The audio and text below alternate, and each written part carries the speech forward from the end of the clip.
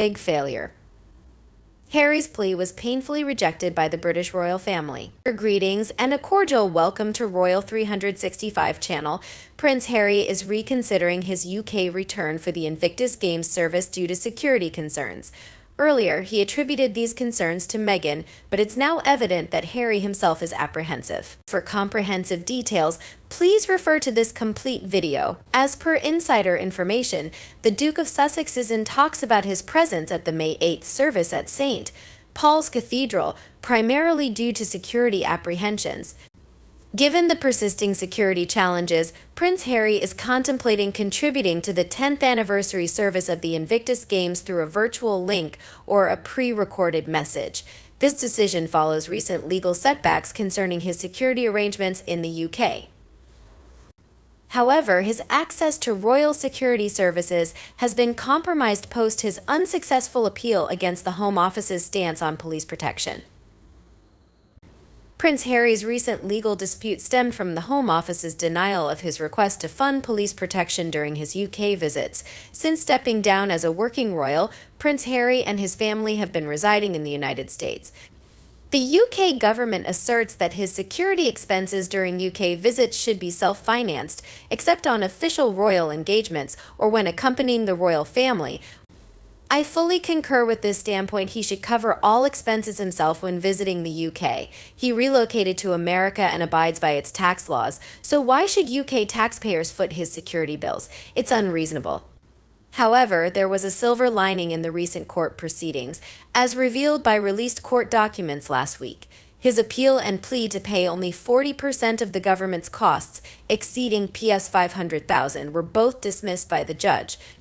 Instead, the judge ruled in favor of 90% payment, leaving Harry with an estimated bill of PS $1 million, inclusive of his legal fees. Harry is deeply disappointed with the security decisions a source disclosed. No, he might be, but we aren't. It's justifiable. He ought to have mentally prepared himself for this outcome. What lack of foresight! While he may feel dejected, we find solace. An immigrant in the U.S. seeking rights in the UK, what status does he claim? Despite the adversity, Prince Harry exhibited resilience, affirming his commitment to the Invictus Games and its participants. The forthcoming 10th anniversary service marks a decade since the inception of his initiative. As he finalizes his attendance arrangements, Prince Harry might opt for a virtual presence if the available security measures don't meet his standards. Reflecting on it, it's still about security. Somewhat ironic, he might as well refrain from participating, given the exhaustion. Is he engaged in discussions or merely demanding as usual?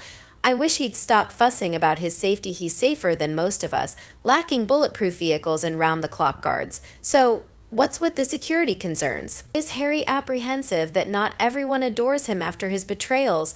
Or is he anxious about his military record? If that's the case, I doubt he's safer here than in the UK. Moreover, why does he deem it safe to attend his court cases in the UK, but insists on top-notch security for everything else? It's essentially a tantrum over his baseless court case and an attempt to claim international protected person status. Why was it baseless? He's resided overseas since 2023, in fact, 3 years prior, and isn't employed by the country, yet still believes he's entitled to taxpayer-funded security for every visit. Finally, it's all crystal clear. The incessant chatter about returning to the UK was nothing but deceit. I don't buy into Harry or any of their feigned intentions to return. Security, security, security, security. So nonsense. They've gauged the public sentiment and refused to confront the disdain they rightfully deserve. That's the crux of the matter. Spare us another video, Harry. If you can't muster the effort to show up, why bother creating one? Imagine being so terrified that your wife might leave you at any moment for no apparent reason. He's well aware of her history, abandoning family and friends at will, and he fears he'll be next. He's even willing to forgo a reunion with his family to participate in the Invictus Games, his brainchild, a pitiable man who has lost himself. Especially evident was the animosity towards him and the royal family at the Jubilee. The congregation's disgust and hostility were palpable.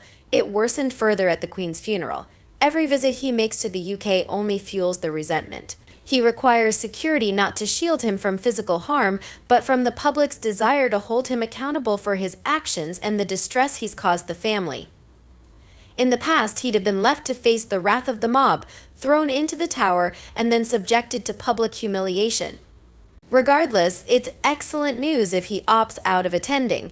Let's refocus Invictus on its original purpose, celebrating the remarkable, heroic veterans. Regarding his perennial security concerns, despite numerous court cases resulting in additional expenses for taxpayers, he's afraid of his security vulnerabilities. He should have pondered this before boasting about his exploits against the Taliban.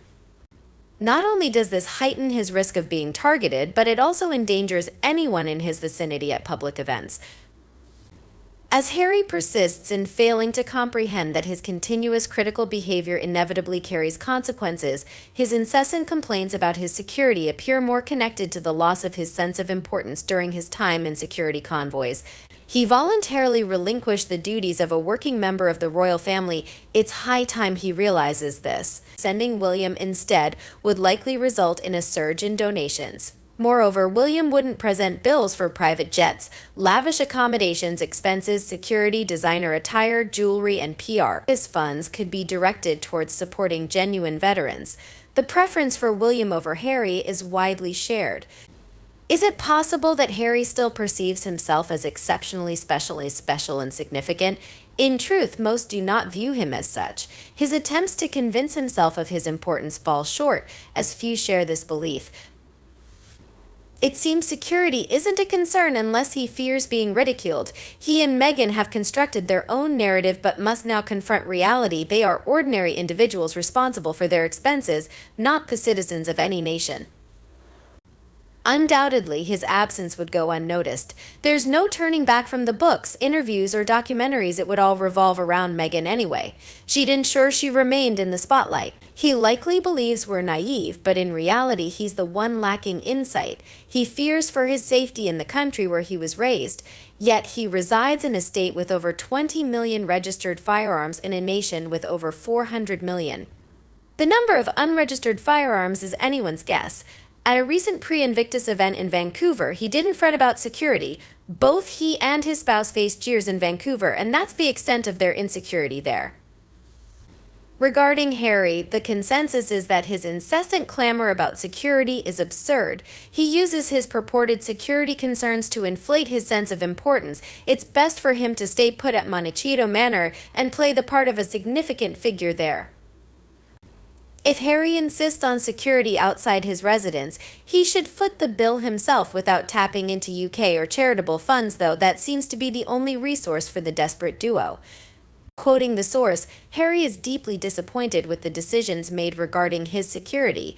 His plea for security wasn't solely for his own safety but also for his family, the public, and the assigned officers.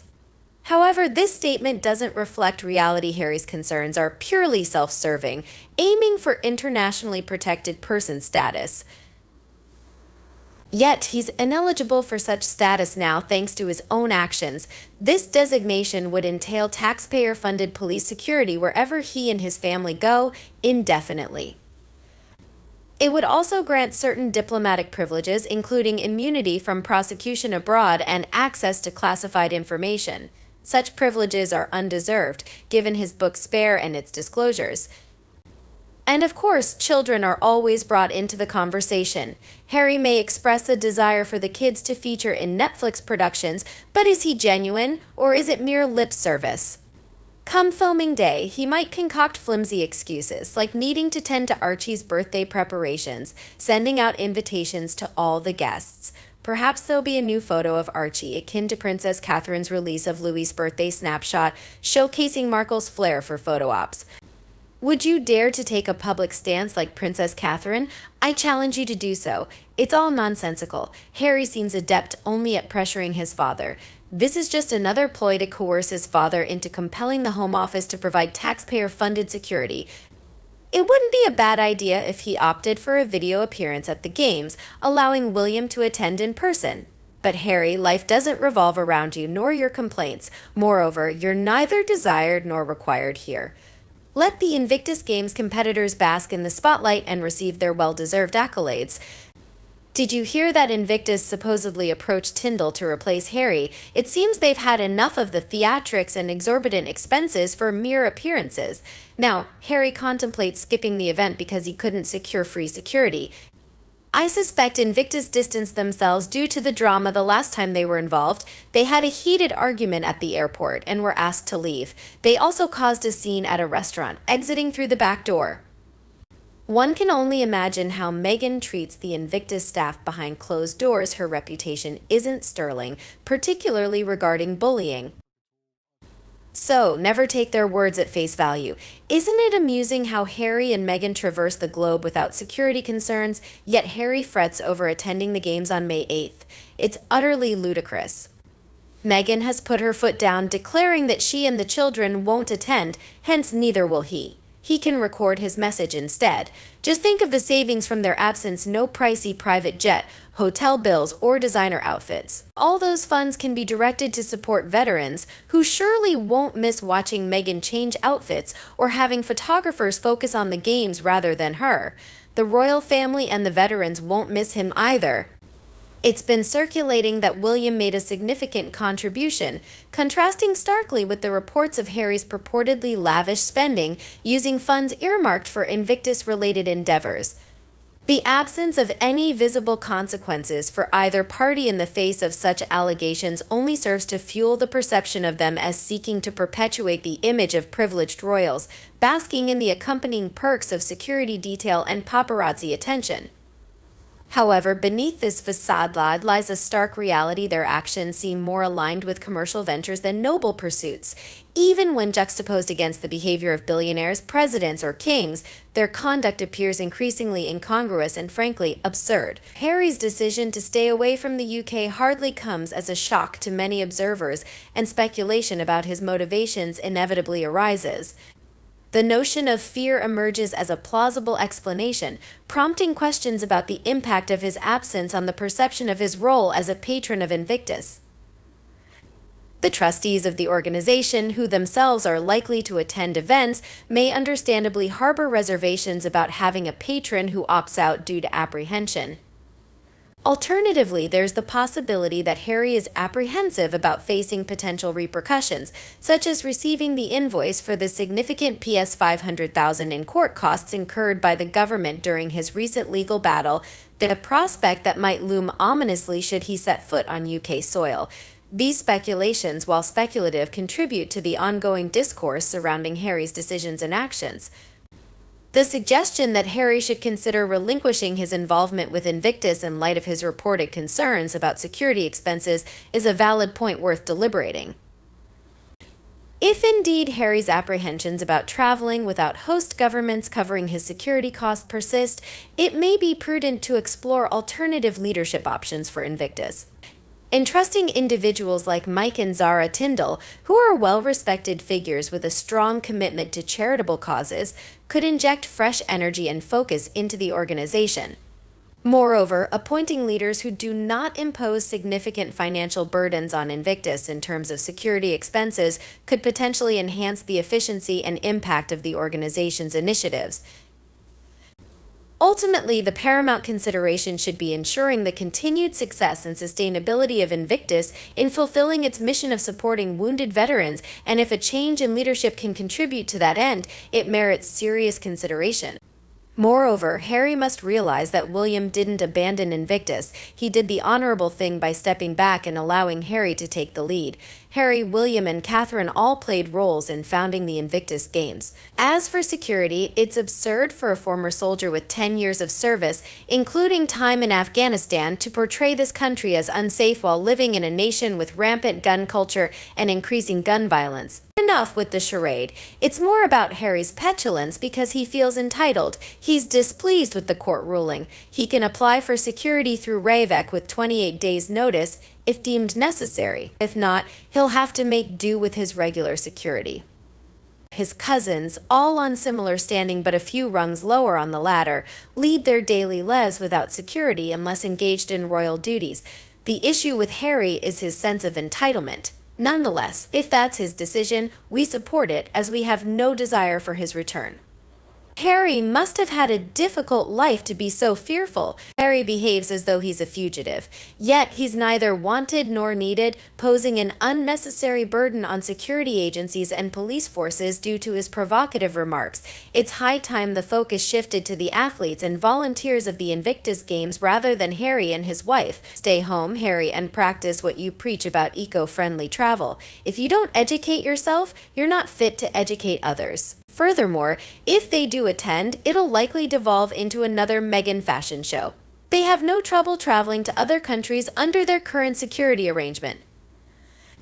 It's no secret that Harry's main residence is in the United States. He registered his permanent address when he vacated Frogmore, which was done last June. He's resided in Montecito with his family since last summer, and everyone is aware of it.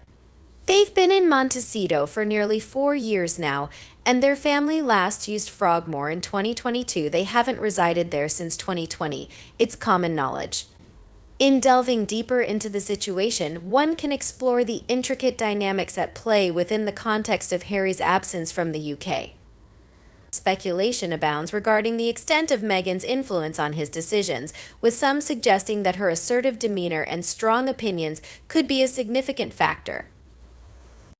The notion that Meghan may actively dissuade Harry from returning to the UK, potentially through vocal protests or persuasive tactics, adds layers to the narrative. Moreover, the suggestion that Meghan could manipulate Harry by feeding him false narratives adds a sinister undertone to their relationship dynamics. If Harry's decision to stay away is indeed influenced by such tactics, it raises questions about the authenticity of his choices and the level of control exerted over him. On another front, concerns about Harry's re-entry into the USA highlight the complexities of his legal status and potential repercussions of his past actions. The speculation surrounding discrepancies in his visa application and possible implications for his integrity raises doubts about his credibility and the underlying motivations behind his actions. Contrastingly, the portrayal of Harry's behavior in contrast to that of other members of the royal family adds a dimension of comparison and scrutiny. While the heir to the throne navigates public spaces with discretion and minimal fanfare, Harry's actions seem to be driven by a desire for attention and validation. The contrast underscores perceptions of entitlement and privilege within the royal family and invites reflection on the expectations placed upon its members. Furthermore, the sentiment expressed by some regarding Harry's permanence in the U.S. reflects underlying tensions and grievances within certain segments of the public. The desire for him to remain abroad, away from the spotlight and potential controversies, reflects a broader sentiment of fatigue and disillusionment with his actions and public persona. The irony of Harry's financial success stemming from his criticisms of the royal family adds a layer of complexity to the narrative. The notion that he could potentially use the earnings from such endeavors to fund his security, effectively shifting the burden onto himself, blurs the lines between personal responsibility and familial obligations. Ultimately, the prevailing sentiment seems to be one of resignation and acceptance that Harry's continued absence may be for the best. While the enduring love of his father remains unwavering, the strain caused by recent events and public disclosures may necessitate a period of distance and reflection. In this light, Harry's decision to stay away is seen as a gesture of respect towards the royal family and a step towards restoring peace and stability within its ranks. The sentiments expressed regarding Harry's potential impact on the Invictus Games and the broader issues surrounding his behavior provoke considerable reflection. The concern that his presence would overshadow the event, diverting attention and resources away from its noble cause, underscores the delicate balance between personal interests and communal obligations. Indeed, the essence of attending such events lies in honoring the sacrifices of those who have served their country dutifully, rather than focusing on individual grievances or demands. The juxtaposition of Harry's purported complaints about security with the solemnity of the occasion serves as a stark reminder of the responsibilities that come with privilege and fame. Moreover, recent allegations and controversies surrounding Harry's character only serve to deepen public skepticism and disdain. The accusation of animal cruelty, albeit unsubstantiated, further tarnishes his image and exacerbates existing antipathy towards him. The notion that he expects taxpayers to fund his security despite his detachment from the UK amplifies perceptions of entitlement and detachment from societal norms. The suggestion that Harry seeks immunity as an internationally protected person to evade legal accountability in the USA adds another layer of complexity to the discussion. The implications of such a status, particularly in light of ongoing revelations and unresolved visa issues, raise legitimate concerns about fairness and accountability. In conclusion, the issues raised in the discussion demand thoughtful consideration and scrutiny. The balance between personal freedoms and communal responsibilities, the nuances of celebrity privilege, and the quest for justice and accountability all intersect in this multifaceted narrative. As viewers, we are invited to engage critically with these themes and contribute to the ongoing dialogue surrounding them. Thank you for watching, and we look forward to your insights in the comments section below. Don't forget to like, share, and subscribe for more content from the Royal 365 channel. Goodbye for now, and see you in our next video.